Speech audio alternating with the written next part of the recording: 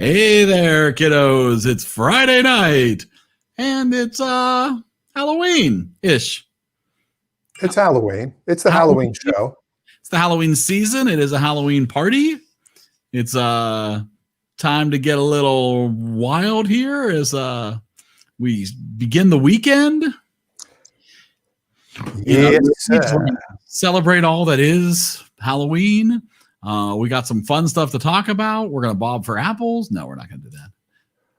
Who's Bob? Why does he love apples so much? If you're willing to call in and wear a costume, you can win the prizes from Dan Rosenberg's Library of Compliments. That's true. I will compliment you.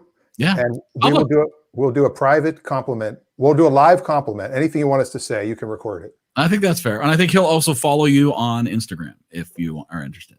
So, yeah. And we have a special opening for the show tonight. Well, let's kick it off. Let's get going. It's Halloween. Here comes the Halloween-a-palooza.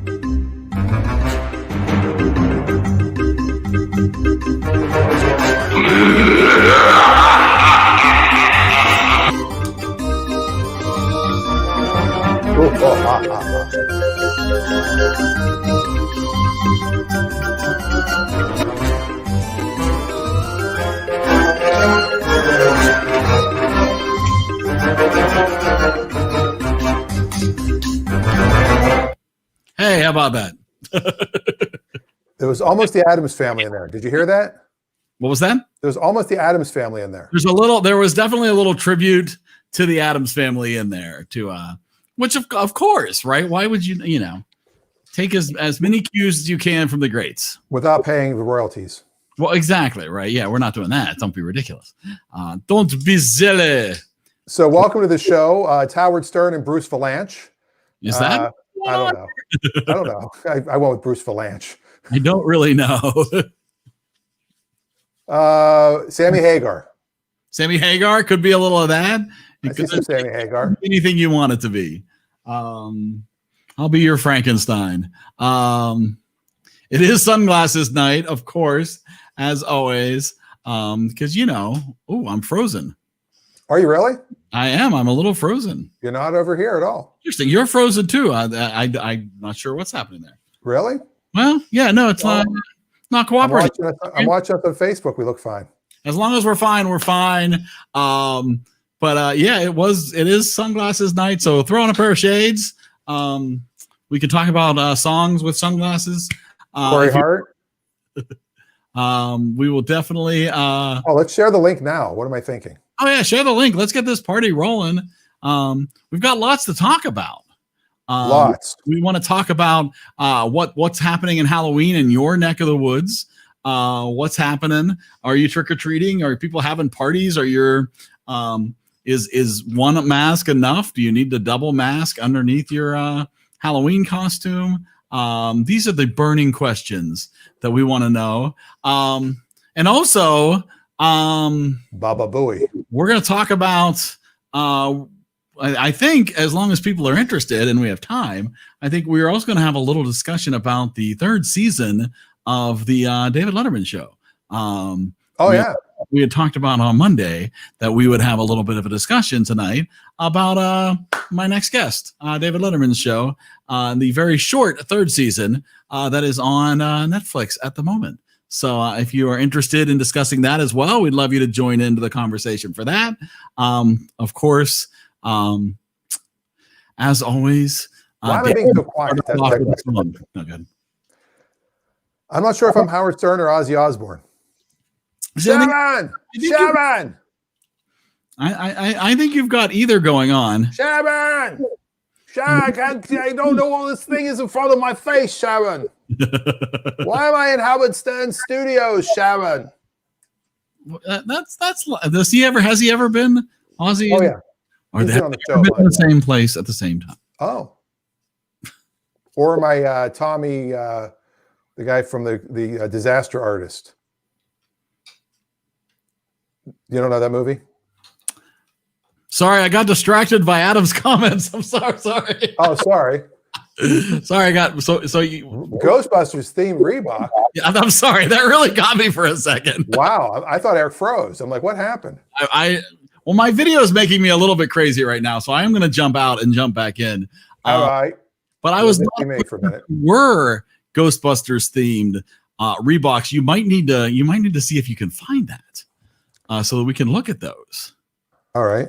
And I am going to reboot here super fast, and not reboot, but just exit the studio. So I will be right back. Out and pop back in. All right. Hey, everybody. What's happening? Eric will be right back. Boy, with the big picture, you can see how horrible this wig is. All right. All right. Or am I Richard Lewis? Maybe I'm Richard Lewis. I was just watching Curb Your Enthusiasm. I guess I could be Richard Lewis. But if you'd like to join us, the link is there. You can show us your costume for Halloween. I am the king of all media. Bubba Booey. Fa flow high. And Eric will be back in a moment. Oh, Eric Fred Norris is back. Maybe. Am I? I see you. I don't see a thing. This is very. It's actually very peculiar for me tonight. Maybe because your glasses aren't on. What was that? I thought maybe you can't see because you're not wearing your glasses. No, I took the glasses off. I don't know if it's the whole computer or not. You look great over here. Well, I'm going to keep going then and not worry about it. So, because I can hear everything just fine. All right. So that's perfect. So did you go and find the Reeboks? I want to see these. I'm looking for these Reeboks because I'm super curious now. Not that I'm not a shoe collector, and there's a name for those, I believe. People who are shoesies. Is that what they call it? Shoesies. Shoesies. Is that what you are if you collect a lot of expensive shoes? No, it's not what you're calling. I believe this is what Adam is referring to. Let's see if I'm right here. Jeff Goldblum had a episode on his Disney Plus show where he explored the world of very expensive collectible shoes. Yes. Oh, yes. Yes. Oh. Yes. Oh. Yes. Oh. I wonder what do you think of those? Interesting, but I think that's a disaster waiting to happen, don't you think? Just don't get your streams crossed and you should be fine. Well, I'm just thinking you're gonna, I mean, now again, if you're gonna just wear them, if you're just gonna display them and as a collectible thing, they're awesome. But if you wore those, I would 1,000% catch myself on those tubes, on the tubes. I'd get I'm guessing those are the ones Adam was referring to because there are others. Do we have a cost? The one I saw was $250. That's a bit for a shoe. Your mother says she sees us just fine. So yeah, it must be, I don't know. StreamYard hates me, but that's okay. You can see the shoes. Those are, and I can see everything. It's just as if I'm streaming over a 28.8 baud modem. Like I got a lot of max headroom happening over here. Then you're max headroom. Now we know who you are tonight. See that? Costume. Those are awesome. Those are awesome shoes. I do love those. Adam Jones says Richard Lewis has not aged well. Were you talking about me, or are you talking about the real Richard Lewis? There might be some Richard Lewis going on there. Well, when you were off for a second, I said maybe I'm Richard Lewis. Because I've been watching Curb Your Enthusiasm again, and I totally see some Richard Lewis there. I enjoyed Richard Lewis. I was a big fan. Richard Lewis and I tweet together. We chat all the time on Twitter. Do you now? He calls me DR. What? Yeah, I didn't tell you this. No, you didn't. There's the name drop for tonight. Yeah, I just randomly sent him. I don't know why he follows me, and so I randomly sent him a direct message one time, just saying so. Like I saw an article, and he goes, "Oh, that's great, thanks, DR." And then something else happened. Like Curb 10 came out, and I said, "Hey, Curb is awesome this year," and he's like, "That's great." And I said something else. He goes, "Yeah." And then I sent him when I did my comedy special. I said, "I don't know if you ever watch these, but," and he goes, "No, I'm sure you rocked it, but I don't watch other comedians ever because I don't want to accidentally hear material." Well, that's a very good point. Now, is he performing still? Nobody's performing right now. You know what I mean. Well, he was, yeah. Okay. I did not know. Here, I'll see if I can pull up if I can find the Twitter. Oh, you're gonna actually show us. I can pull it right up on the internet. Now I'm getting feedback all of a sudden.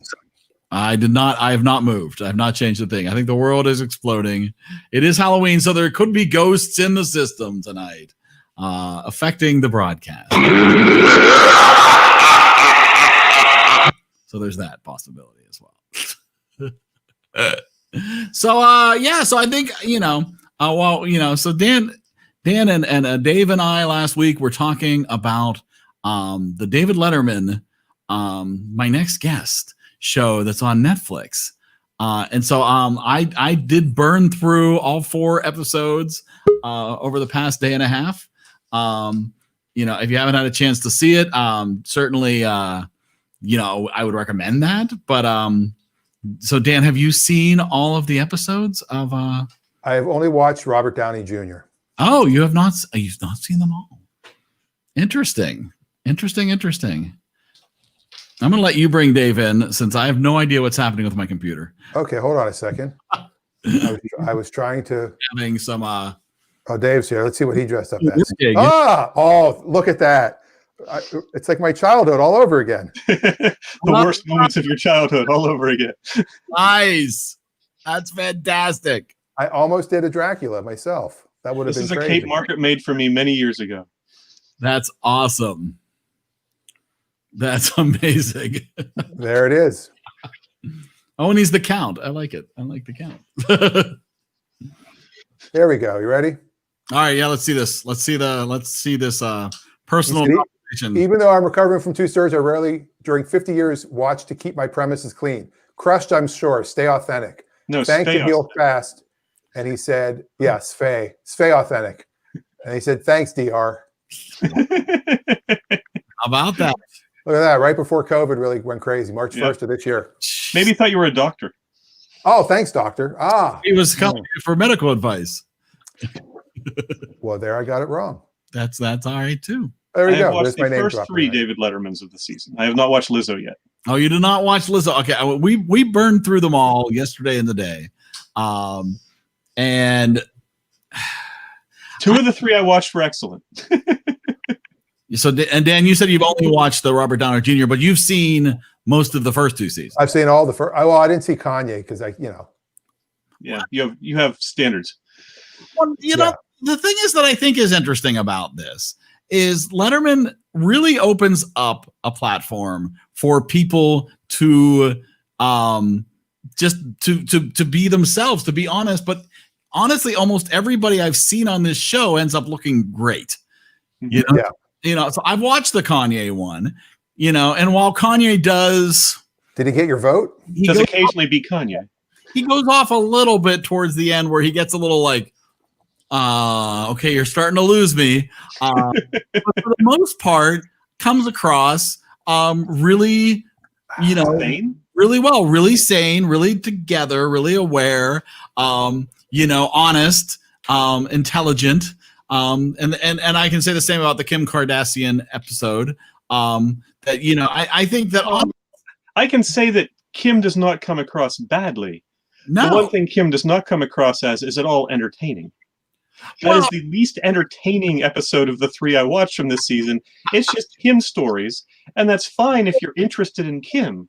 Right. But otherwise, it's just Kim stories. Well, you do realize she's only famous for being Kim. Yeah. Well, and they touched on that a little bit, Yeah, and again, I'm not speaking ill of her. I just didn't find it entertaining because whereas Dave Chappelle is very funny and Robert Downey Jr. is very entertaining, right? Kim is just Kim. And I think that's what I like about this. I think that's what I like about this even more than his old show, where the focus was solely on entertainment, where you got a 4-minute interview with somebody and then you got a funny skit and then you got a musical thing. And this is a genuine interview. And if the person isn't funny, you're going to get some Letterman being funny, but I did not say funny. I said entertaining. Right. Very specifically, because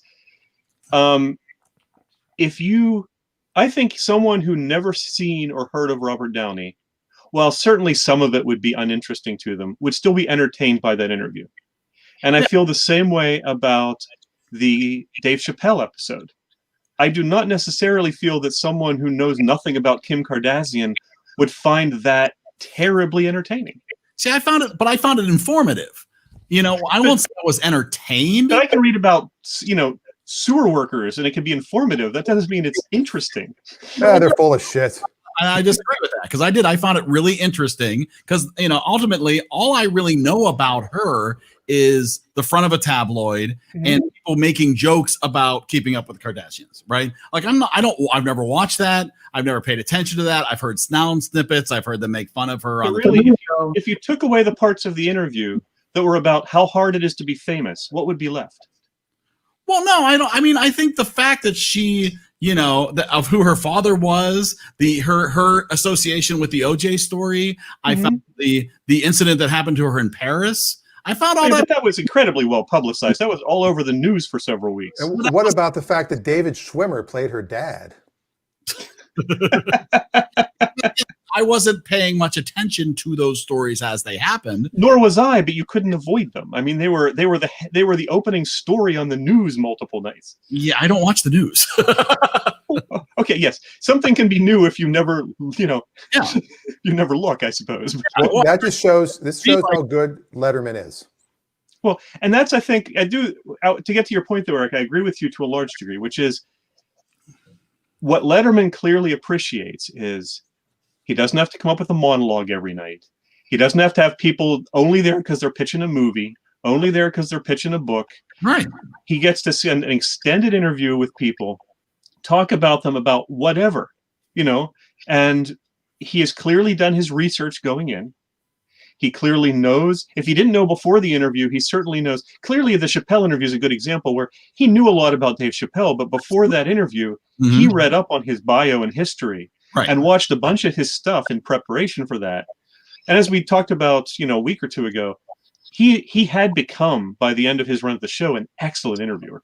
Who was never really able to fully exhibit that in the format that he was given. Well, I think that's what works so well about this format is that he takes people that I'm not genuinely interested in. At the end of the day, there's multiple, episodes of this that I either went in with no knowledge about these people or a genuine sort of like a meh. And if they were a guest on a normal, typical talk show, if they were on a Fallon or a Kimmel, I wouldn't watch, right? Because I knew it would be. But here's another example of why I found the Kim one the least interesting. And again, I'm not saying it was a bad episode. Yeah. It was a good interview. I just didn't find it entertaining. And that was in both the Chappelle and Robert Downey Jr. interviews, they both engaged Letterman. And they found out very interesting things about Letterman and got him to open up about himself, about his alcoholism, about his history of starting in comedy. I don't recall one instance where Kim asked one real question of Dave. Well, here's the thing. The long form interview, I give credit to Howard Stern. And the reason is when he went to Sirius XM, he started doing long form interviews. Did you forget Tom Snyder? Did you forget Dick Cavett? No, even better than both of them because there's no commercial breaks. I'm not saying he wasn't good at it, but you're saying it originated with Stern when you're ignoring all the people that did it for decades before him? They did 30-minute, bunch of commercials. Nobody did 90-minute nonstop interviews. Tom Snyder did. He didn't. On the Tomorrow Show. Absolutely. Well, it was a 60-minute show, so he couldn't do 90. But he still did commercial breaks. He was 90 for a while. But anyway. He still did commercial breaks. Okay. He did commercial breaks. How does that make it less of a... Wants it to be through nothing.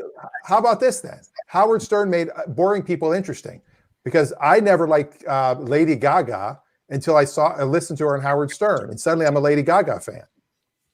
Well, I think that's a skill. I don't deny that. I think that's the skill, and I think that's the thing for me is that if I had just heard like on the Tonight Show, here comes Kim Kardashian, I'm not watching that, But the fact that I trust Letterman to do this longer interview and really take an opportunity to dive deeper and give people to truly speak their mind and let it go places that are just more intellectual or more factual and not worry about always getting to a joke quickly, which is what you get on so much of a typical talk show. I said I didn't end the episode and suddenly start following Kim Kardashian on Instagram. I wasn't like start mourning the end of their series now.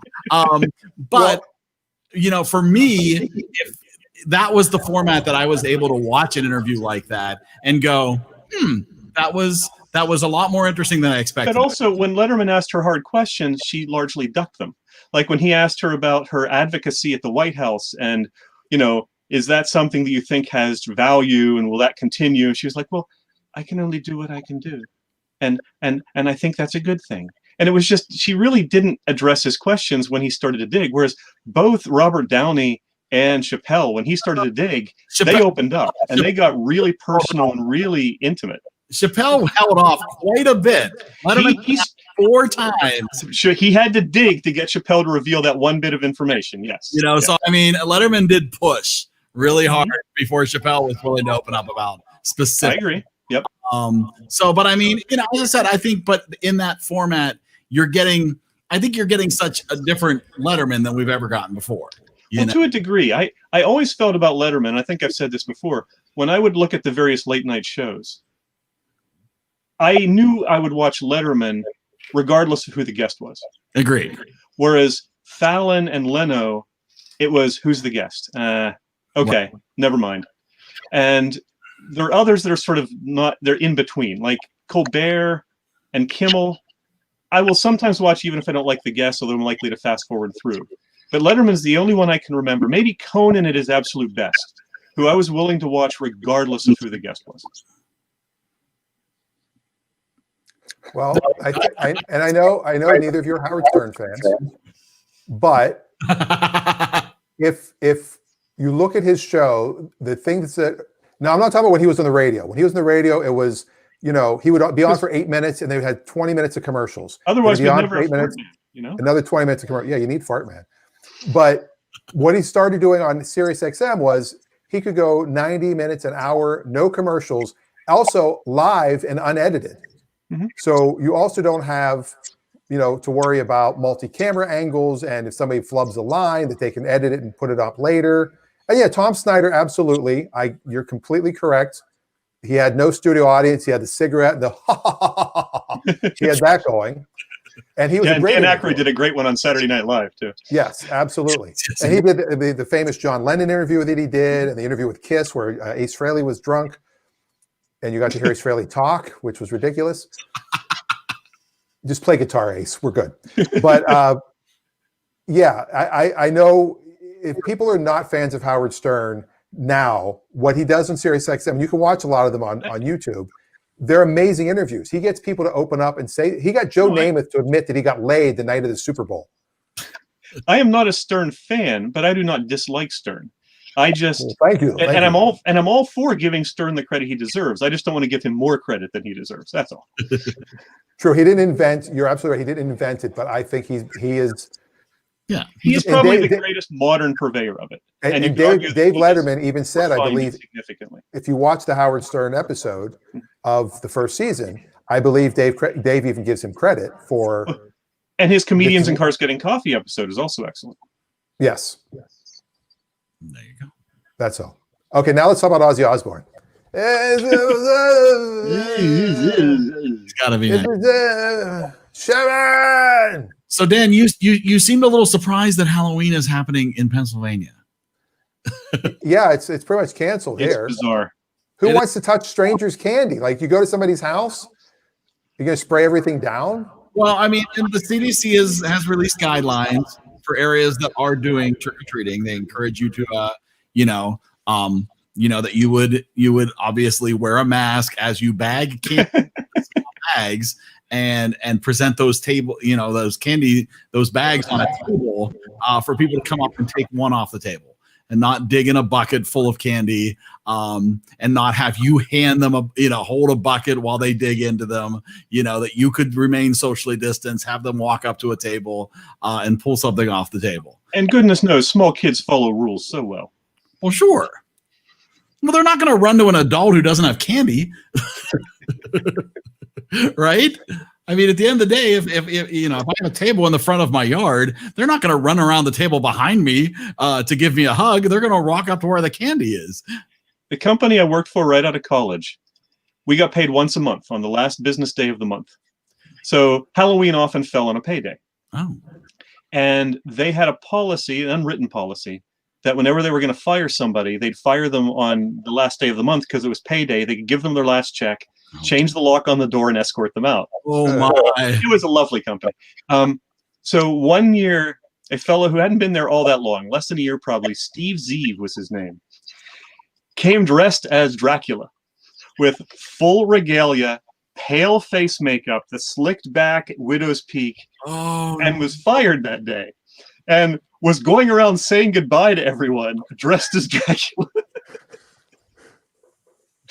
That's funny. Wow. Yeah, that was a reality show episode right there. That's incredibly painful. Talk about a walk of shame. Yeah, seriously. Yeah. Oh, Dracula at least is something cool. Like, at least it wasn't like, Waldo or some ridiculous character of some sort. Whereas Waldo, he got fired. Anywhere. Oh my. It's terrible. So we're not doing trick-or-treating here at all. Well, where I live, I mean, we have a couple neighborhoods where the kids would go because the houses are all close together and they walk the streets and they get the full-size candy bars. I think some local fire departments and the like have set up things for kids to come and get candy and things. Yeah. Which is obviously a little more safe than canvassing neighborhoods. Well, I mean, I do feel that if you're sending your kid out to a neighborhood, you're obviously taking on a certain level of risk. You're accepting that, because I think some people who are putting out candy are going to attempt to be as responsible as possible, but that's not a guarantee. Some people are just going to leave a bin at the end of their sidewalk, right, with a sign saying "Take some." Right, absolutely. And I think there's just going to be just as many people who are expecting you to knock on their front door, and they're going to open the door with a bucket full of candy and expect you to dig in while they're standing there without a mask, right? I mean, I think there'll be you'll probably get both. So I think to go out is certainly a choice. I will say it's only been probably in the last month to 6 weeks that I knew I could go into the Walmart 15 minutes from our house and not see at least half a dozen people just wandering around without masks on. The last few times I've been there, everyone has been masked. Some of them wearing it improperly. But for months, even though the store policy was masks, there were people that just refused to wear them. Or the moment they got in the store, they ripped them off. Yeah, you still get a lot of noses. Like you get a lot of noses. You get to see a lot of noses, but we call it's the dick out. That's what we call it around here. You got your dick out. Put your dick out. Cover it up. Nice. But a friend of mine is a comedian. He's driving cross country right now to go back to New York from LA. And he said, I've lost hope in humanity because he was at a gas station with signs everywhere, mask required, don't come in without mask, you must wear a mask. And 1 out of the 11 people there wearing a mask, and it was him. Like nobody cares. Put the signs up because they have to, but nobody cares. This was probably about 4 months ago, I would guess. It was probably, July maybe. There was a pizza place near here that has gluten-free pizza, and Margaret has to have gluten-free. And we've occasionally liked their pizza in the past. We like to shake it up too. If you have the same all the time, you get sick of it. Oh, I thought you liked to shake up the pizza. I thought you actually like to shake up. Shake it up, yeah, exactly. Because then you get that stuck to the lid. It's so much tastier. Mix the coffee. I thought you were going to say sometimes you shake it up and go with non-gluten-free just to see what happens. Yeah, just to see how she reacts. Sure, yeah. That's how sick she gets. Yeah, it's fine. It's all right. It's fine. So we decided, okay, let's order takeout from there. And so I went up to pick it up, had my mask on, went in. There are at least 5 to 6 people working the kitchen, not a mask among them. There's 1 or 2 bartenders, can't remember which. There's at least 10 people sitting elbow to elbow at the bar, not a single mask. And there's people sitting at the tables. I saw 1 mask total, which was 1 woman coming back from the bathroom. Now, among the people picking up takeout, I would say it was at least 50-50 masks. But the entire place, all of the staff, almost everyone there, no masks, and we haven't been back. Yeah. Yeah, our grocery store here is I would say Bainbridge Island is very liberal to the point of I think Trump lost by 93 points. So he's not canvassing. He's not canvassing. We had nobody comes to visit Washington. Pennsylvania's getting inundated. Yeah, we have no ads at all. But then the neighboring town, there's another market, Central Market, which is more of a mix. You'll see back in 2016 there were a lot of Trump signs over there. Now there aren't, which is great. But and it was probably 50-50 when this all first started. Now they're 100%. We're 100%. Like the state is really stepped up. So I would say, if you go into professional establishments like a bank, someplace like that, I'd say it's pretty close to 100% now. You occasionally maybe see someone. Which before, if you went into a bank with a mask on, you would get arrested. Now it's the opposite. But large department stores are close to 100%. Restaurants are still a little hit or miss. And we have yet to sit down in a restaurant and eat. We get takeout, but we don't go in and eat. But even one of the places we go locally, probably the place we go most frequently to get takeout, the barbecue place, they used to have signs on their doors, masks required. Their signs currently say, "We strongly request masks when not eating and drinking." And we're probably going to still go there for takeout, but I was very disappointed by that. Yeah. Yeah. It's We've rough. only done takeout from one restaurant so far. I would do still a fair amount of takeout. Plus, there's a lot of places around here you don't even have to leave your car for takeout. You just go outside, call them, let them know you're there, and they bring it out to you. So if you're only worried about the aerosol and not about surface transmission, that's safe. I wish they would just come out and say how many people have got it from surface transmission, because we're still, we wiped down some groceries, and I've got a little hand sanitizer bottle full of rubbing alcohol, and I do my Starbucks on the app, and then you park in one of the 4 spaces. You tell them what spot there, and they bring it to your door. You put your mask on, they hand you your stuff. And I spritz it before I.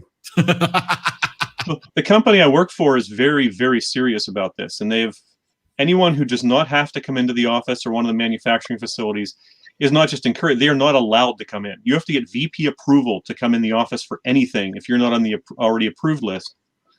And they were doing great until we just had an update this past week where the president or CEO, I'm trying to remember which one it was, sent an email saying they had 2 instances where someone came in who was symptomatic. Oh, no. And they had to shut down temporarily and do tests and quarantines.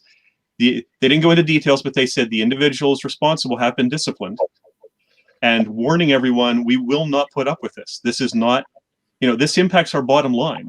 Right. We cannot shut down. The people that have to come in have to come in. And to keep them healthy, if you must stay home if you have any symptoms or have been near anyone with symptoms, and you cannot come in unless you have to, period. No exceptions. And that guy that came in with it, they made him dress up like Dracula, and they fired him. Exactly. Yeah, that's right. On Halloween. It's terrible. It's just terrible. Yeah, they're going to fire him tomorrow. They haven't told him yet. Oh. Our school district has been going back 4 days a week, but because of cases, they have now sent the kids home to be virtual for at least a week. Mm-hmm. We pushed ours back till January, the earliest, the second semester. Yeah. It's not working. I mean, this doesn't work the way that. Well, you see the graph. We'll occasionally level off for 6 weeks, a month, 2 weeks, and then people get complacent and it starts to shoot up again. Yeah. And then it'll start to level off again as people take it seriously, and then it shoots up again, whether it's because people get complacent or it was Labor Day or Halloween where people gather. There's going to be a spike after Thanksgiving. There's going to be a spike after Christmas. Of course. Yeah. Crazy. Just stay home, wear a mask, wash your hands, stay 6 feet apart for the rest of the year. We'll be fine. People won't do it. Be like Cartman with his 6-foot pole that he carries around, right? There you go. You just can't do it. No, you can't do it. So I was thinking, I'm going to change the topic. Good. Because we were talking about this tonight in my family. I know on Monday night we started to dip our toe into the water about what are great Christmas movies, but I thought tonight we should discuss Halloween, either TV shows or movies, that are must-haves or things that should go away forever. Brooklyn Nine-Nine.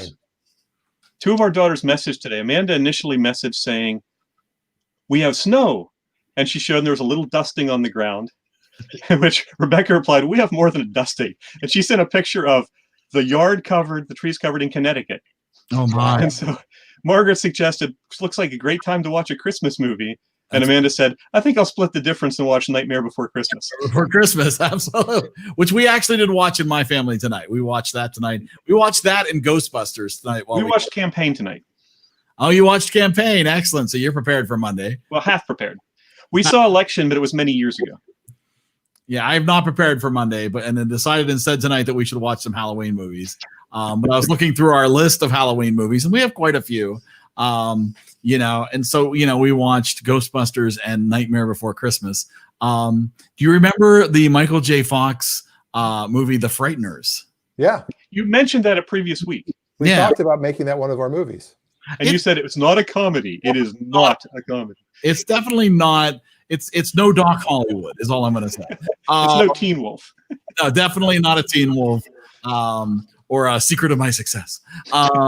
It's good in its own way, and it's certainly got a good ghosty, spooky vibe. It's not frightening, even though it's called The Frighteners. But it's definitely not. It's not big on the laughs. But would you say that it is the worst Robert Zemeckis Michael J. Fox collaboration ever? Likely so. I'd have to see a list to make sure there weren't. I think it's Back to the Future 1, 2, 3, and that. Is it? I do like it probably better than Back to the Future 2. How dare you? Oh, Adam's going to react to that. If I was going to be honest. Now I like it better than Ghostbusters 2. Well, sequels. We're going to get into sequels. They can't all be Return of the Jedi. No. Yes. They can't all be Godfather 2. Well, I think that Brooklyn Nine-Nine does their Halloween episode every year, even though a lot of times they're not on in October. And they do the Great Caper. They have like some, I don't know if you guys have watched it at all. Seen so that. Funny. So well written, so well acted, very, very funny every time. So that's one of my favorite Halloween episodes of a TV show. That's a solid one. That's a solid one. It's a Great Pumpkin, Charlie Brown, of course.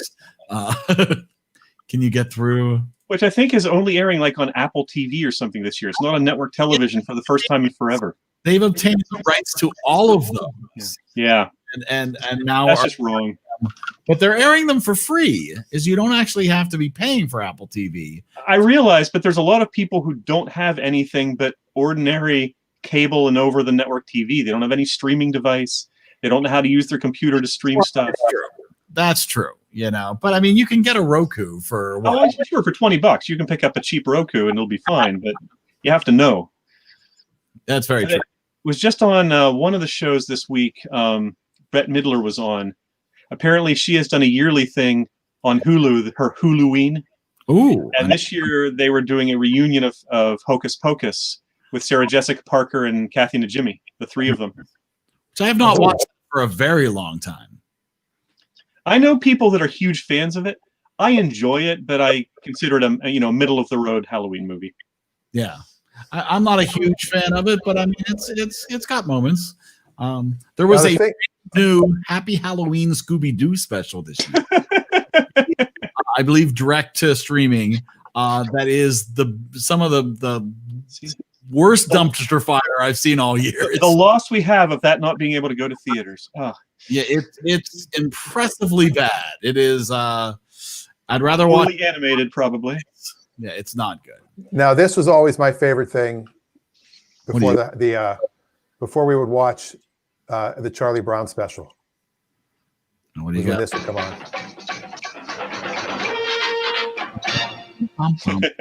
Wasn't that how it always started? What game? Yep. Jeopardy. Whoops. That was at least later, and that may have not been for the original '60s airings, but certainly by the time I wasn't alive for the '60s. Yeah, by the '70s, that was their standard opening. Yeah. Now, it was CBS, right? It wasn't ABC. In fact, the original Charlie Brown Christmas had parts in it deliberately pitching Coca-Cola that were cut for subsequent airings, and I don't think have ever been seen since. Ooh. They actually had bumpers with the Peanuts characters and Coke. Yeah, like Coca-Cola, not the Hollywood staple. Now, do you guys watch truly frightening horror movies? Is that part of your? I'm not into it anymore. I'm not. I like suspense movies. I don't really like horror movies. Your Friday the 13th. Your Hair everywhere. They never did anything for me. No, me neither. Hitchcock, on the other hand, I could watch a good Hitchcock suspense thriller and really enjoy that. Or even something like a De Palma film if it's well made, but not usually horror.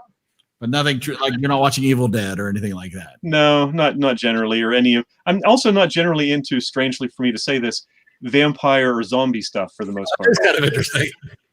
How do you feel about Return to Witch Mountain? No, I'm kidding. No, Count Floyd. I could watch Count Floyd. Because I love Joe Flaherty. Ooh, Andy. Scary. Ooh. I've never watched the Scream movies. I've debated about. Wow. Yeah, I've never. It's not my. I haven't either. You know. Wow. Yeah, They're pretty good. What about scary Well, the trouble movies? is they're spoofing a genre I watch so seldom that I'm not sure I get it all. I've never seen Scary Movie. Wow. Would you recommend? Yeah, they're pretty good. Rocky, Wacky.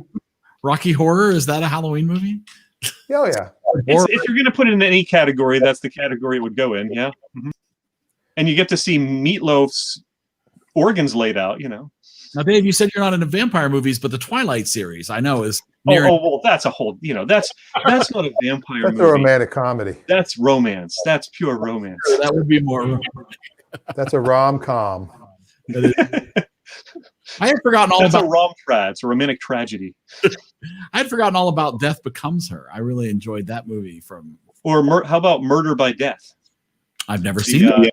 That's a Neil Simon. Who's in it? Neil Simon. It has Peter Falk, Truman Capote. It's got a really bizarre cast. Yeah. Interesting. I've never even heard that. Murder by Death. Yeah, Neil Simon from, I would say, mid to late 70s. Yeah, it's got a stellar cast. I mean, David Niven. Yeah, definitely an A-list cast for the era. What about all of the Friday the 13th? Jason. Wait, Halloween was Mike Myers. Friday the 13th was Jason. Right. Mm-hmm. Freddy Krueger. Yeah, that was Freddy with Krueger. Freddy Krueger was Nightmare on Elm Street. Buffy the Vampire Slayer. No, I'm sorry. That's scary. That's scary stuff. It's terrifying. Chucky? Remember Chucky? Yeah. Yep. Medea has a. Medea has every format though. Is there an Ernest Halloween movie? Oh, there's Ernest Saves Halloween. I'm sure there's. I read somewhere E.T. they consider a Halloween movie just because it takes place at Halloween. Well, Reese's Pieces became a big Halloween candy because of that. True. That is very true. We got The Shining. The Shining I can maybe watch, but I'm just not generally into movies with a lot of blood. It doesn't bother me. I just don't find it interesting. Oh, and to be fair, there is actually an Ernest Scared Stupid. There you go. Yep. Movie. Yes, absolutely. The voice of Slinky Dog. 1991. Oh my God, this thing is getting. I'm trying to get a headache. This thing is like. But it's pretty itchy. Well, you can take it off and be Howard 20 years from now. It might be Howard now. You never know. That's true. Near and dear to my heart will always be the Attack of the Killer Tomato movies. Attack of the Killer Tomatoes. And to me, that's as scary as I get. Is those movies? Well, there are Mystery Science Theater movies like Manos: The Hands of Fate. The Atomic Brain. They did some ones that are great Halloween movies if you're into the comedy aspect of it. Yeah. I see. Yeah, I need to dive into that. How do you feel about Abraham Lincoln Vampire Slayer? Vampire Slayer. Right. Yeah. Adam Jones. I've never seen it. Hill was pretty good, as well as the original Halloween. He thinks is very good. The original Halloween is that's one of the few I've seen of those movies, and it is enjoyable. Even if you don't like that genre much, I still probably wouldn't watch it again, but it's enjoyable. Yeah, I don't think I'm going down that. I feel I would rather watch The Craft again, 1996. There you go. Right back. Oh, damn. Teenagers from Outer Space. Teenagers from Outer Space. That was another Mystery Science Theater one. They did once they moved to sci-fi. After was that season 7? I think they moved to sci-fi. They only had the rights to. Feel better, Dan? My ears from the headphones and my head from the sunglasses, or even that's better. Back. Things are going to go right to the toilet. Yeah. Season 7 on Mystery Science Theater was all science fiction and horror. It was stuff that the Sci-Fi Channel had rights to because they didn't have any budget to acquire movie rights. So they used whatever was either public domain or Comedy Central had the rights to already, and then they moved to Sci-Fi. They had used whatever. So it was always science fiction or horror type based. A lot of old 50s.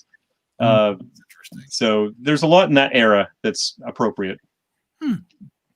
That's the era, Dan. There you go. I see what you did. You have to change your name though. You're no longer How Weird. Oh, that's and you spelled weird wrong anyway. True. He's just sort of hanging. He's being interviewed by Howard. And then the Adams Family movies. That's true. Yeah. Well, Halloween comedies is its own separate genre, really, because you have Hocus Pocus. I'm going away. You have Addams Family. You have what else? You have Ghostbusters, probably, and Beetlejuice. Yeah, Ghostbusters. Ghostbusters to me, yeah, I mean, it's interesting because, my son was pointing out today, he's like, because this isn't a bad movie. He goes, but I don't understand why it's like so iconic. Like it's so hyped, like it's Star Wars. And I can't explain that. I'm like, it was a different time. I'm of the same opinion. I think it's a good movie. Mm-hmm. It's enjoyable. It's certainly enjoyable for the stars, Harold Ramis, yes, Bill Murray, Dan Aykroyd. It's got, and Harold Ramis too frequently was behind the camera, so seeing him on screen was fun. Yeah. He was the power behind so many great comedies like Groundhog Day and things like that. So you like to see him in front of the camera occasionally. Yes, absolutely. What about Dawn of the Dead? Yeah, that's true. Night of the Living Dead, actually, or also if you want to go back to the original. All of the above. Yeah. The year after Dawn of the Dead came out, they had the PitCon, the Pittsburgh Comic Convention in Monroeville Mall. So a bunch of us were, yep, exactly. And that was when I think the ice rink was still there. A bunch of us would, we were scouting out spots in the mall where various scenes had taken place. Because, a comic book crowd is going to be very geeky and into that. So right. Of course. Oh, my. Adam says he wants to see the new Ghostbusters. We wish they would have made it before Ramis died. Yeah. Well, there is CGI. Oh, please don't go to artificial creations of performers. Did you hear what Kanye did for Kim? No, did not hear this. Oh, yes, for her birthday. He had a hologram of her father created for her. Oh. Yeah. Interesting. Rich people. Well, I mean, it is interesting to think about what level of money that is. Well, I mean, okay, so to go back, since you brought this up, you brought up Kim and Kanye. When they're in the CVS. Oh, that is good. That is fun. Yes. Letterman special. They'll have the Letterman special. The Letterman show that's on Netflix when he's interviewing Kim Kardashian, and they're going to CVS, and they they could have bought everything in that store and not have made a dent in either one of their wallets. Forget that link. That's a bad link. There we go. Well, it's stupid Google link. I should have shortened it. My mistake.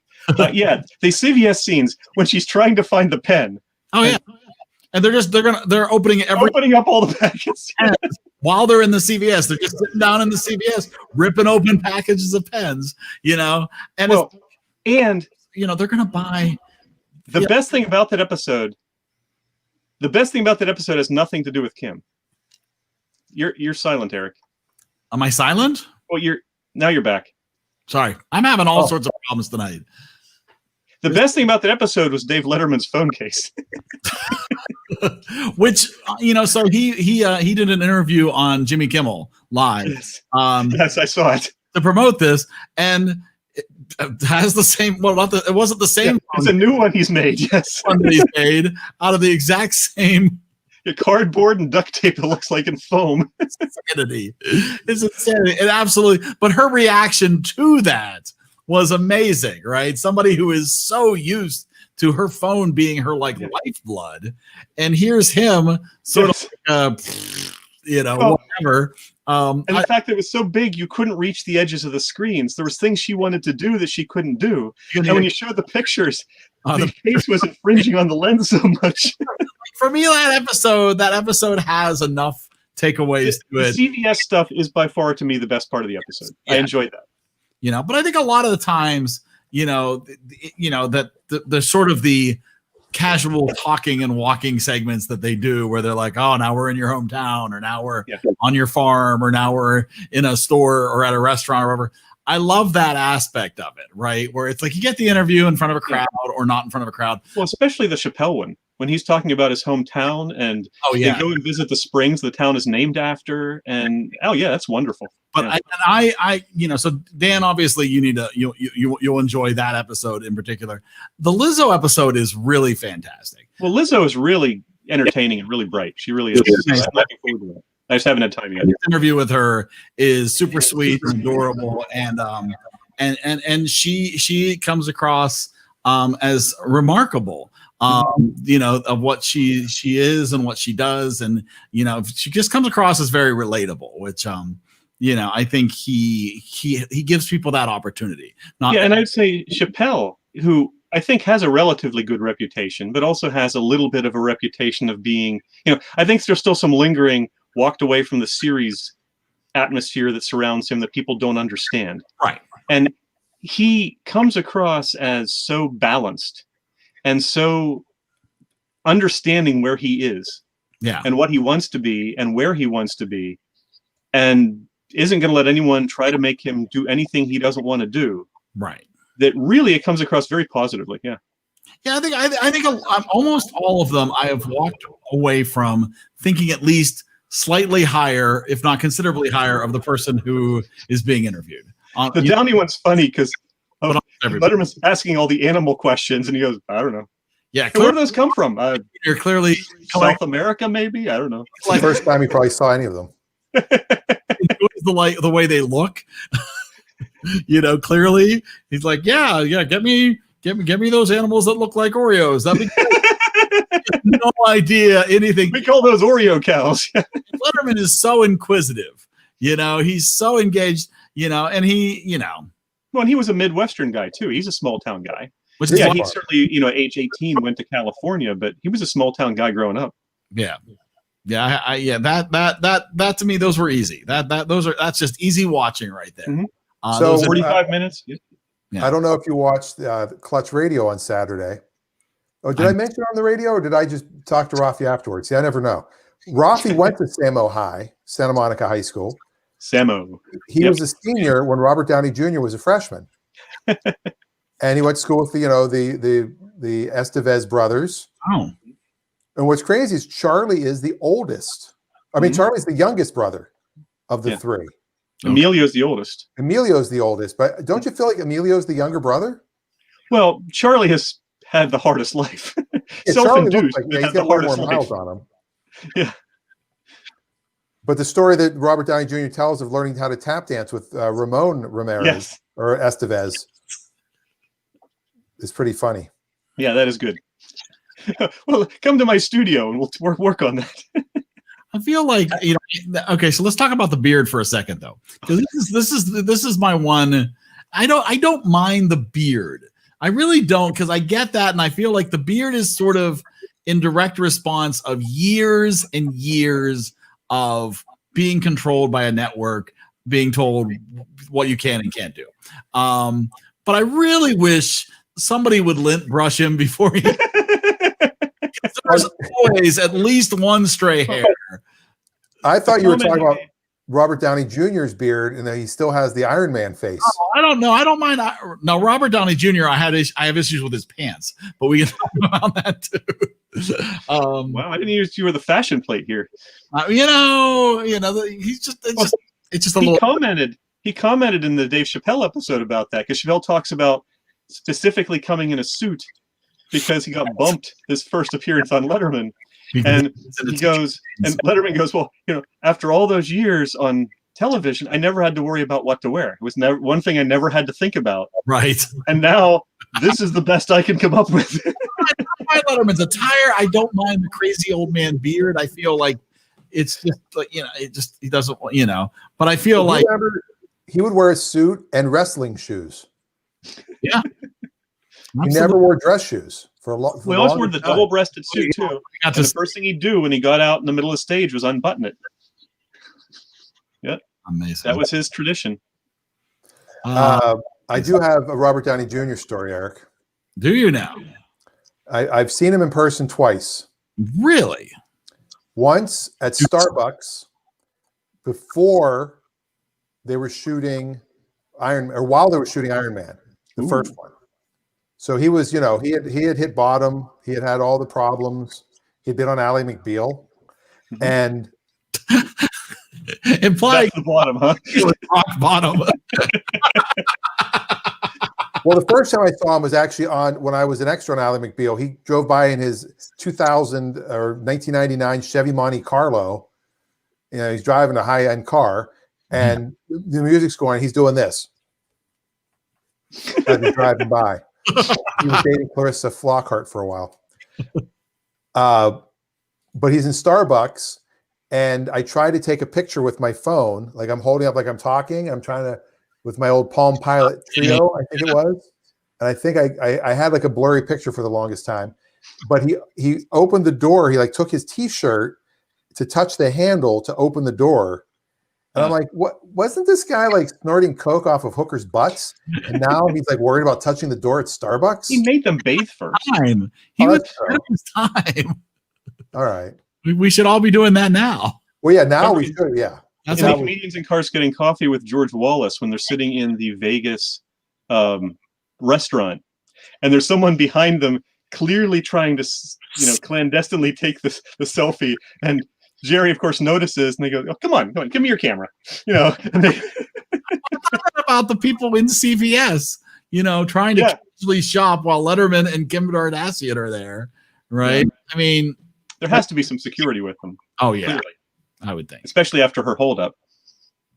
I would think now. Well, she said that during the interview that now there's always a significant security. Yep. Her. Yeah. Well, but she still. I mean, part of the problem with that was she feels the need, because her brand is built on reality shows and her social media, to tweet out everything. So she tweets out this giant diamond that Kanye got her, and so that they now admitted they had been planning this for a couple of years, but that's what led them to precipitously go, well, let's do it now. Right. And yet still she doesn't learn, because she just tweeted out about her private island birthday party that has led to such a backlash. Well, she says, we humbly had this birthday party on a private island. But it's after the fact, so maybe she's learned that way. Don't do it beforehand.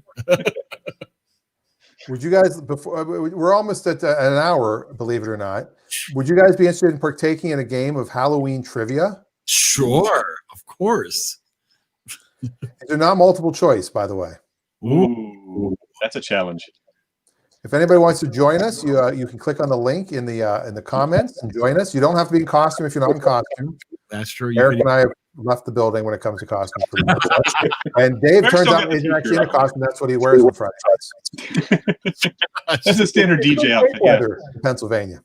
That's true. It's a Pennsylvania tuxedo. So, well, while we wait to see if anybody wants to join, we can talk quick. We can refresh people's memory about what's happening on Monday. Mm-hmm. Because Monday night is, of course, the film festival, and it's a double feature week. For the election, we will be watching the election and the campaign. And I think it's just election. It's you want to play the opening? Ooh. Of next week, so they can see what Monday's opening will look like? Sure, let's do it. Why not? A little tease. This is next week's show, ladies and gentlemen. Here we go.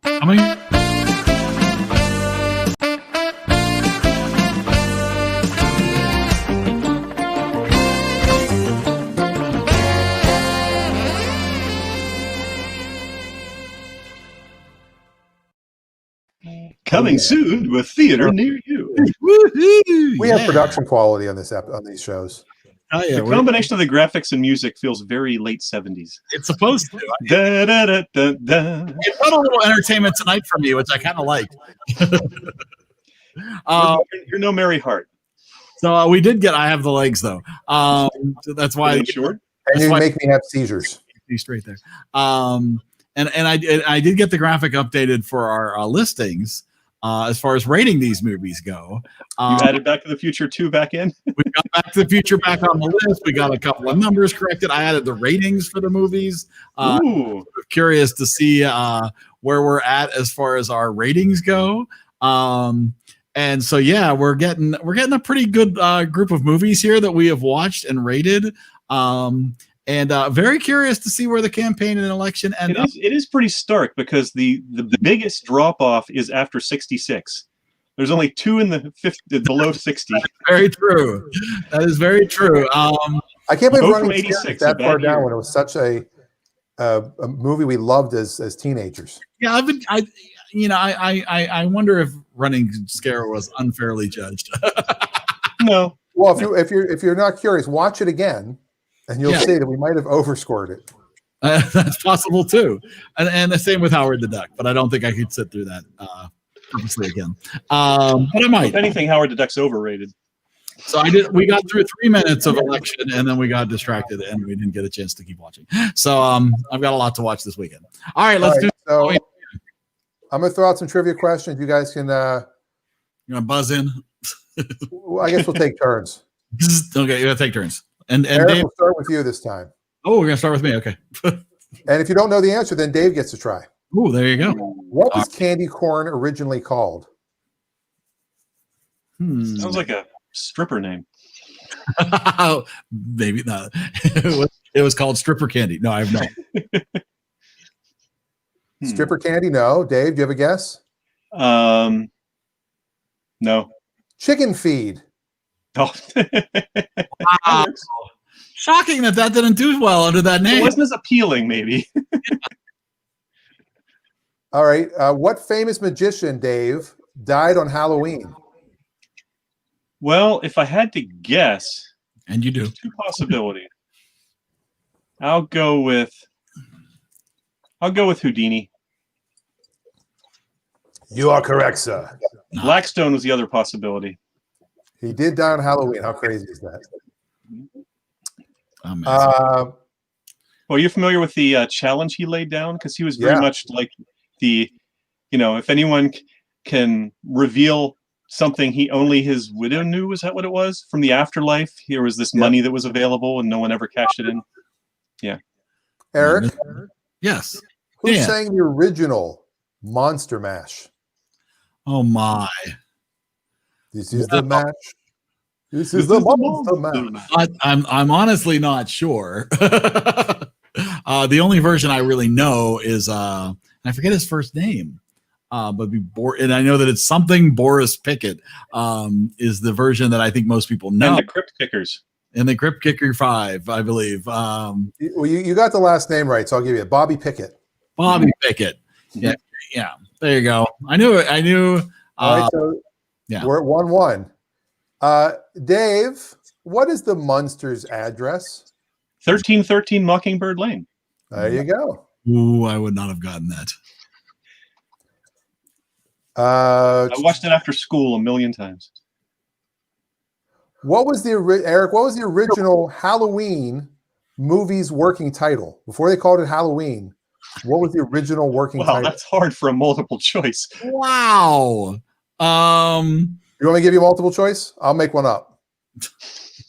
Sure. You might as well. All right. Okay. Not Mike Myers from SNL was one of them. Nice. The Babysitter Murders was one of them. The Babysitter Always Knocks Twice was one of them. And Don't Kill the Babysitter.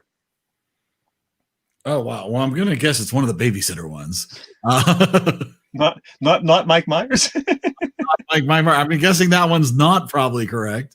Let's go with Don't Kill the Babysitter. It was actually the Babysitter Murders. Oh, well, there you go. That's dark. Accurate. And the only reason I did not go to Dave is because we did multiple choice. If it's a guess on your own, we'll go to the next guy. Yeah, that's fine. Based on your outfit, though, Dave, what was Count Dracula's original name in the Bram Stoker classic? Ooh. Wow. Chuck. It's on my bookshelf downstairs. You don't have time to go check. Nope, I don't. And I wouldn't cheat that way anyway. He could turn into a bat, fly down the stairs. Don't know.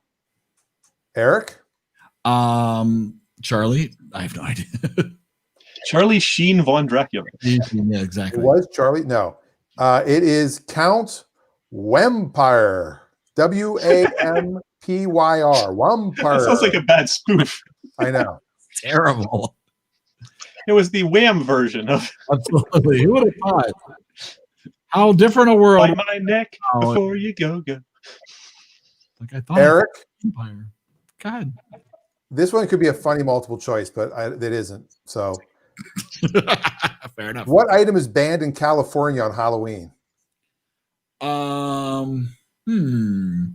Well, what item? I'm amazed how reddish I am. I think it's because I'm doing the green screen. It could be the green screen. Yeah. Yeah. It's still kind of red. That's interesting. I'm not sure. Oh, he's doing stand-up now. There you go. There you go. Let me see. I'm trying to think of an item that would be associated tightly with Halloween, but would also be considered somewhat dangerous or frowned upon or bad for the environment or bad for kids. Let's go with razor blades. No, I'm kidding. No, those are encouraged. Oh yeah, it's California. Come on, you can do whatever you want in California. I'm gonna have to say machetes. I have no idea. Dave, any guess? I'm gonna go laser pointers. Oh, that's a good guess. I like that as a guess. But it's silly string. Oh, And it's outlawed. I forgot all about the trick part of it. There you see. Yeah. Darn California. Dave, Away all the what fun. horror movie was the first American film to ever show a toilet on screen? Ooh. I believe the And how first critical TV was show that was to The the Brady Bunch. That would be the Chipotle murders. I'm kidding. first Yes. American movie Dumb to and show Dumber, a toilet on actually. screen. Wow. Okay, that can't be too late. That's got to be still fairly early. It is a scary movie. I'm going to go with.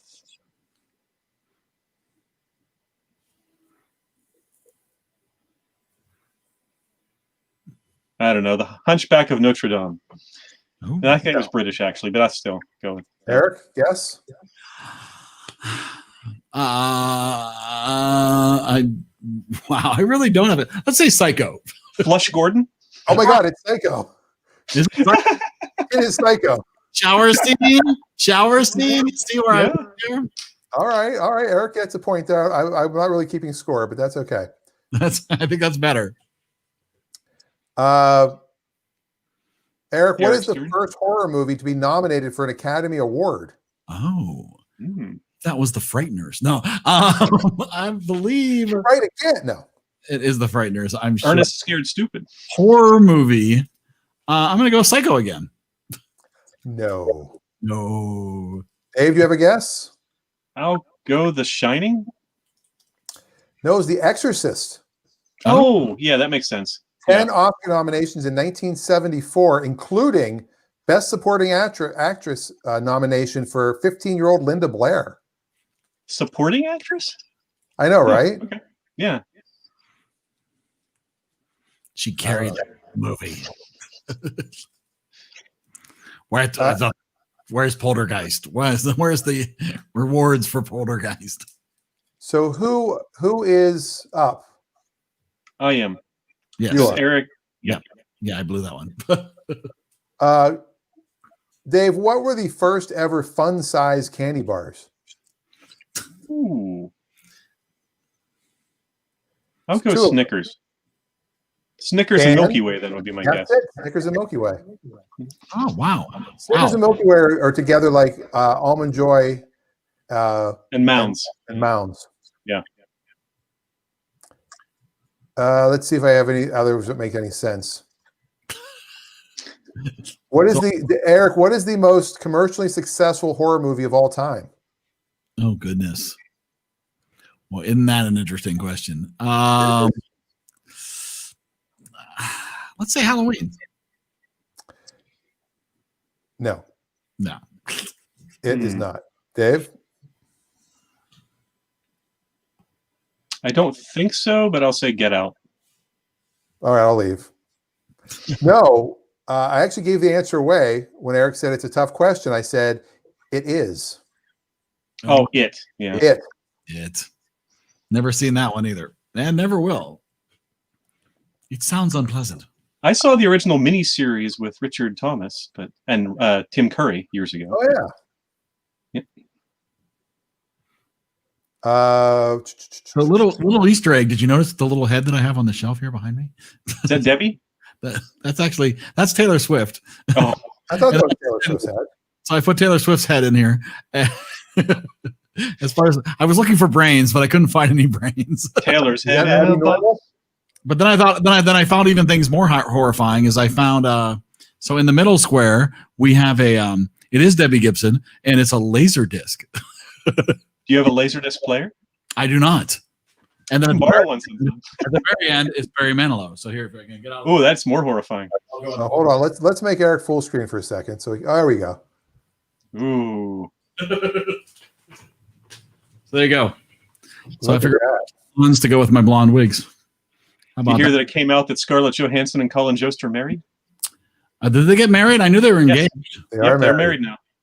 That's my best. The news is once again my favorite part of Saturday Night Live for quite some time now. There were some good ones. Yeah. I feel like that segment for me is the most consistently entertaining. It has been for years, actually. In fact, sometimes when we're fast forwarding through parts of it that aren't that interesting, that's one we definitely stop on. Yes. Yeah. That's the one part that's like, no matter what, it's worth going to watch at least the news. Sometimes usually the opening and the news are the two parts that you can at least, have the most hope for. All right. Here's a fact I did not know. Okay. And I don't know if either of you know this. This will be our final trivia question. This will go out also to the viewing audience of whopping 4 people. Okay, so don't shout out the answer. All right. The question is, what sort of mask does Michael Myers wear in the original Halloween? I actually said something about that earlier in the episode. Oh, did you? Yes. Oh, well, we'll hold off That's on okay. it. You can answer. I will recuse myself, unlike some people. Eric, do you have any clue as to what the mask actually was? Made from a cast. I do not know this. It was a mask that they actually spray painted white because they didn't have the budget to create like a unique mask. No, I don't know. I mean, obviously it was a mask from a store, but I do not know. No, it was not. No, it wasn't. No. I don't believe so. Again, not my kind of movie. It might have been a store-bought mask, actually. I'm not sure. I thought it was made from a cast of the person's face that they had. They had it, in the studio. I could be wrong. But I know whose it was. Oh, Adam Jones just threw out an answer. He is correct. He is correct. What answer did he throw out? My God, man. It was a William Shatner mask. Yep. That's fantastic. And they spray painted it white. Yes. That's amazing. As if William Shatner's not white enough. He's as white as they get. Right. If you did fast forward at all through SNL from last week, the most recent episode, the best sketch was the psychic sketch. If you skip that one, go back and watch it. Fantastic. We have not watched that episode. We just watched the episode the previous week. Okay. It was, I think, maybe the first sketch after the opening, but it is an excellent, excellent sketch. One of the best they've done, possibly the best they've done this season. We're a week behind, and I forget who the host was the week before. The musical guest was Justin Bieber. Yes. Uh-huh. The first episode was the only one that I felt was substandard this season. The first episode was not good. After that, they've been at least okay. This one had like an 8-minute sketch with a French talk show. The French Canadian talk show. Oh, that was went on way too long. John Mulaney is hosting this coming week. He's hosting tomorrow, and he is always excellent. Who is that? Yes, John Mulaney. He's a great writer on the show. He's amazing. Oh yeah, he was the one that always used to crack up Stefan because he would write those lines and not show them to Bill Hader ahead of time, so he'd be reading them for the first time, which is why he was always cracking up. Yeah, he was always did it. All right, so here's the story of the Mike Myers Halloween mask. This is from Rick Sternbach, illustrator designer on Star Trek The Motion Picture, as well as Next Generation, Deep Space Nine, Voyager, and Nemesis. He said there are a number of historical threads through various production people over the years that validate that. I've got one of those threads here. I was hired as an illustrator on Halloween 2 in 1981, working for production designer J. Michael Riva. In a supply cabinet at Pumpkin Pie Productions, we had one mask left from the original Halloween and no idea where to get any others for the sequel. It appeared we need to go check out some of the toy stores and such. But I noticed there was some wording molded into the neck area, There was a model number and Dawn Post Studios. I made a call, read off the model number, and word came back, it's our Captain Kirk mask. I asked if we could go buy a number of them and was told, we'll give you a box, just give us credit. And with that, I turned the official dealings over to the higher-ups, brushed with greatness. Wow. Captain Kirk. That's fantastic. And here is a picture. Nope. Get ready for the takedown. Yep. There it is. Mm-hmm. Wow. It's not even a good Kirk mask. Maybe it looks better once it's on your face. Maybe it's better once it's on your face. Although the hair looks very realistic. Amazing. Looks just like Tim Allen. Amazing. So yeah, SNL this week I thought was really good with Adele. Mm-hmm. I thought she she's 100 pounds less than last time we saw her. And the Bachelorette skit they did, I thought was hysterical. Yeah, it was very good. Eric didn't see it, but she kept singing. I She kept singing every single time. But I have a lot of movies to watch before Monday too. So yes, but what was funny with her singing was the fact that you kept saying Debbie Gibson can't not sing, no matter what she's doing. She always has to find a way to sing. yes. And it was almost that. But it was good to hear that she still has her voice. Mm-hmm. Oh yeah, that is good. And the musical guest was fine, but I would have much rather heard Adele sing. Yeah. And dude, you're getting Adele. I saw Adele in concert. Did you now? And I'm and the other night I was driving and I was blaring some Adele in the car. Really? Yeah. Really getting in Hello from the other side. I figured it was coming. Well, it's the soundtracks to Eric's favorite Bond film. Is that your favorite Bond film? Skyfall. I think she does the it's Skyfall, right? Yes, huh? I do love Skyfall. Yeah, you would very strongly opine that you sort of wish it had ended there.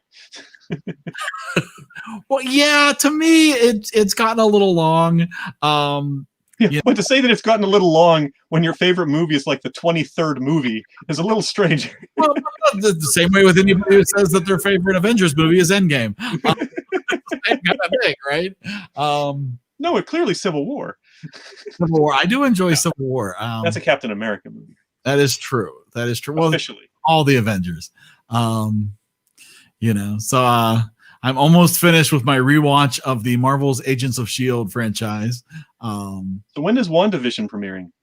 Yeah, they have not announced an official date, but it's supposedly before the end of the year. Oh, okay. And I believe it was Adam that pointed out in the comment that the Mandalorian season 2 has begun today on Disney Plus. And the next Pixar film, Soul, with Jamie Foxx, they announced is coming to Disney Plus, not as a paid premium, but just as a standard subscription on December 25th. Jamie Foxx and Tina Fey.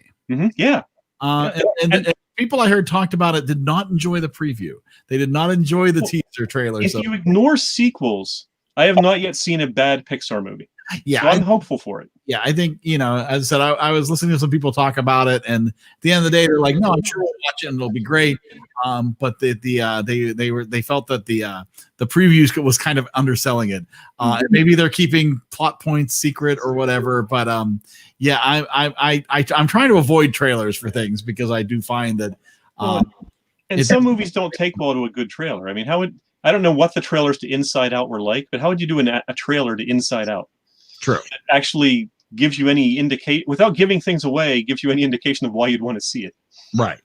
And I think my rule of thumb has become, if it's a movie I know I'm going to watch anyways, why see the trailer? I'm going to avoid the trailers at all costs. If it's something like, oh, I have no idea what this is, and maybe it's something that I would not normally watch, then fine, and I'm fine to sit through a trailer. But if it's any superhero movie, if it's any Pixar movie, I'm going to end up watching it eventually. So back when you could go to movie theaters, you were sort of a captive audience for trailers too. Oh, I've buried my head before. I've totally that I've not done. I have because, for me, my most traumatic experience, okay, traumatic's a little far to go, but for me, the trailer for Spider-Man: Homecoming gave away much. I hate when they give away too much. I hate that. I found that it really bothered me how much I had seen just through those few trailers and a couple of TV commercials that took away from my enjoyment of the movie. That it's like, oh, he just mentioned he's going to a ferry. And it's like, we've already shown me the ferry split in half with him trying to hold it together with his webbing, right? So I know that when you say he's going to the ferry, it's like, okay, well, here comes this thing where he splits the boat.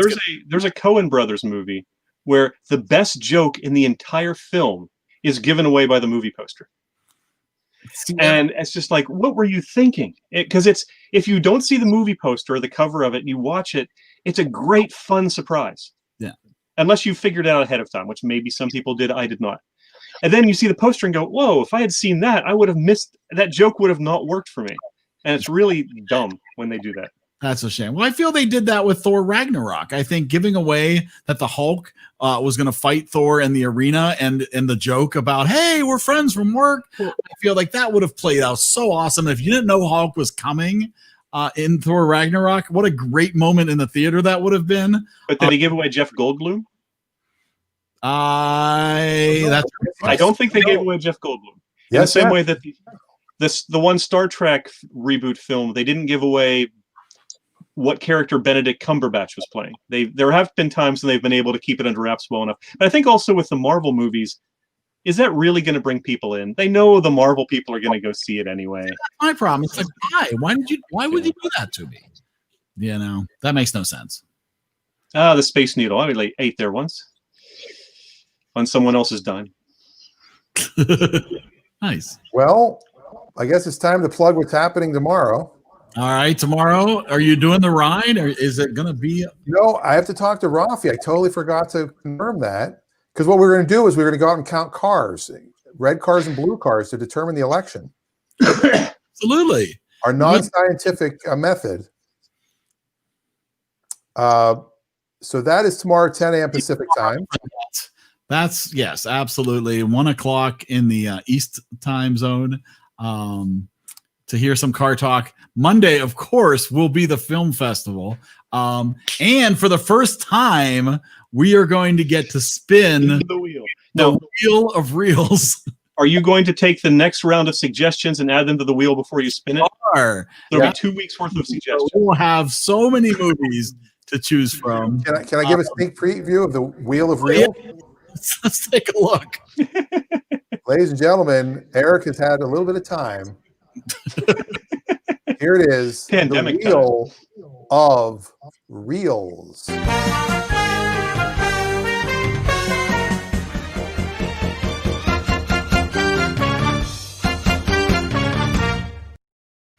Bam.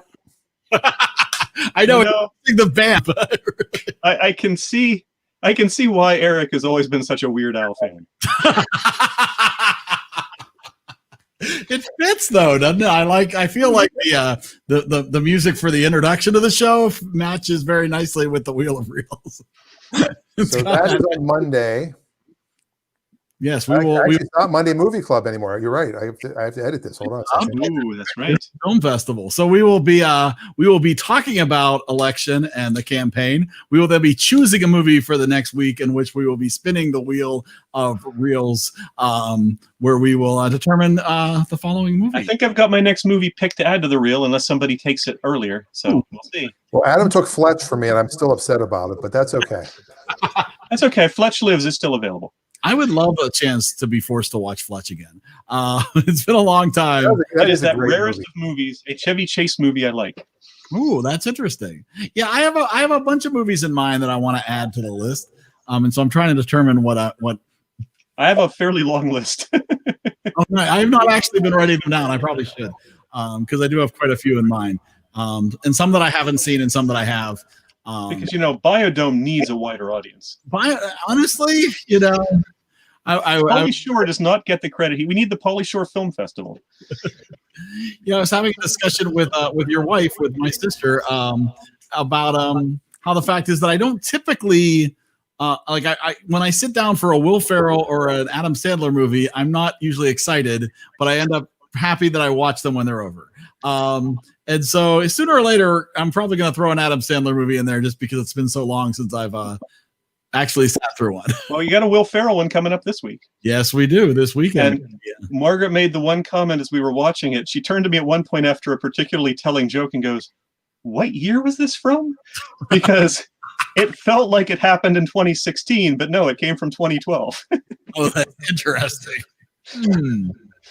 Well, that is interesting. Right, the stuff that's happening right now. Yeah. It's unprecedented. Like an example, I'm gonna go there for a second. Tucker Carlson. Oh man. Supposedly has documents that prove that Joe Biden did something bad. That UPS had nefariously stolen.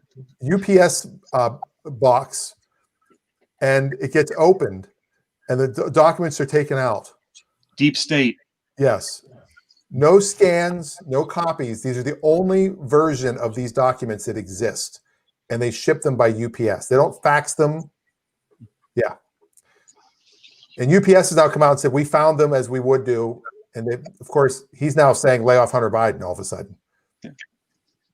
Well, it came out, it was a flash drive actually, and he did have copies. So.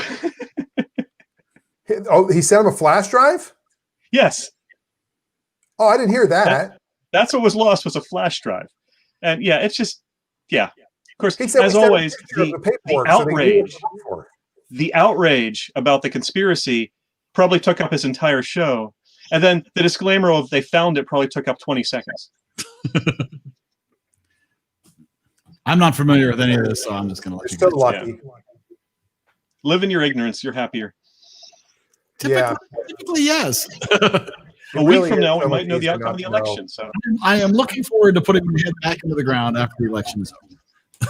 I'm looking forward to going out to the mailbox and not having to put over half of it in the recycling bin on my way in because it's all political ads. I don't get. Do you think anybody's actually like looked at a yard sign and just been like, yeah, I'm going to vote for that guy? There are some really decked out yards in our area with Trump Pence signs, including one that in 2016, they had a giant sign on the roof that they illuminated. And yeah. That's commitment. Well, I mean, our neighbors, so, you know, a lot of the houses in our neighborhood have like a foyer that sort of is a second story. And so then they've got a big window above the front door. Our neighbor has a very large Trump flag in their window that is illuminated whenever they have their foyer lights on. Yeah. And on the other side, we've got probably about six yard signs for various candidates on the Republican Party going on. Mm-hmm. But I do agree. My thing is, this and this is about as political as I'm going to get. Is to say, I get, people and the decisions that they're making for who they're going to vote for. I think that's great. You have, but I find it hard to believe that anybody is that excited that they really want to decorate their yard with either one of these candidates. Well, people like to be identified with a winner. And if you supported him in 2016, you're probably doubling down now because it reinforces your belief that you were part of this and you made the right decision and you made a difference. And so there are people that will change their minds, but I think a lot of people that were the most vehement supporters, he could do what he said he could do in 2016, which is shoot someone in the street and they'd still vote for him. Yeah. I don't know. I just feel But anyway, we don't want to make this a political diatribe. Me and Augie Cook. I'd much more rather put some Debbie Gibson stand-up figures in my front yard. Well, to go out an interesting note, there was a news story about, I think it was on Colbert. Somebody had put out a skeleton yard display of strippers. So it was skeletons on poles and like guys sitting at tables with skeletons in their lap. Nice. And the homeowners association made them take it down as inappropriate. Oh my! We could do a whole show about homeowners associations. I'm sure. Bunch of malarkey. Comedian Augie Cook from Pittsburgh, who Eric you probably remember. Of course, yeah, absolutely. He did a joke every political season. It was very funny. That was, I never know who to vote for. So I just look at whatever my neighbor's got in his yard. I just look at the yard sign. So this year I voted for Howard Hanna. Locally, that's a real estate company. Here it'd be Coldwell. I voted for Coldwell Banker. I voted for Sotheby's. Good old Augie Cook. That's awesome. Anyway, well, thank you, Dan. Had a good time. This was fun as always. Happy Halloween, everybody. Absolutely. Happy Halloween. I forgot to bring a bag of candy. I was going to eat candy the whole show, but that's okay. That's all right. Wash down your candy before you. You've got an IV. I'll take a drip. Yeah. I'll take a nougat drip. All right. Clutch Radio, 10 a.m. Clutch Radio, 10 a.m. EriDan Film Festival, Monday, 7/10 p.m. And, well, we don't have a new close, but I'll play the old close. I'm sorry. We'll work on that. I'll put that on the list. Come on, Eric. I know. What are we not paying you for? I'm doing my best. Trying to keep up. Spend all his money on wardrobe. Too much demand. Yes, it's true. Go watch your movies. All right, goodbye. Good night.